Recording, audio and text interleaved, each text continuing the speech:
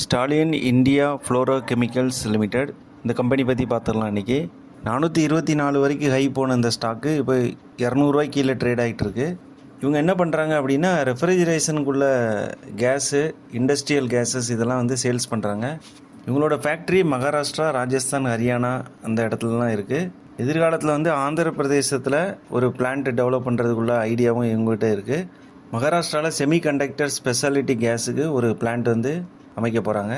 இவங்களோட market capitalisation 1640 crore. Current price 207, 52 week high 424, low வந்து 60, stock PE வந்து 36, book value 40, ROCE 19, ROE 15, face value 10. இது இதோட சார்ட்டு. ஜனவரி, பிப்ரவரியில், மார்ச்லலாம் பார்த்தீங்கன்னா 100 கீழே ட்ரேட் ஆகிட்டு இருந்த ஸ்டாக்கு இன்றைக்கி 400 வரைக்கும் போயிட்டு இப்போ 200 அந்த ரேஞ்சில் ட்ரேட் ஆகிட்டுருக்கு.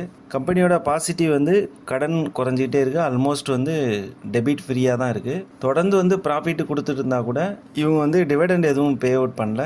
ஒர்க்கிங் கேபிட்டல் டேஸும் 134லேருந்து 193 இன்க்ரீஸ் ஆகிருக்கு. இவங்களோட சிமிலராக இருக்கக்கூடிய கம்பெனி என்னென்னா லிண்டே இந்தியா, எலன் இண்டல் gas, Refex industries, Hilton software, நெட்டல் ஆக்சிஜன், கேகன் கேஸஸ். இதில் மற்ற எல்லா கம்பெனியும் கம்பேர் பண்ணும்போது ஸ்டாலின் இந்தியாவுக்கு வந்து மார்க்கெட் கேப்ஸ் வந்து 1640 கோடி இருக்குது. பிஇ வந்து 36 இருக்குது. மற்ற எல்லா கம்பெனியும் கம்பேர் பண்ணும்போது கம்மியாக இருக்குது. Profit growth year on year நல்லா பெர்ஃபார்ம் பண்ணிகிட்ருக்காங்க. 2024 24 கோடியாக இருந்த ப்ராஃபிட்டு 2025 48 கோடியாக இருக்குது.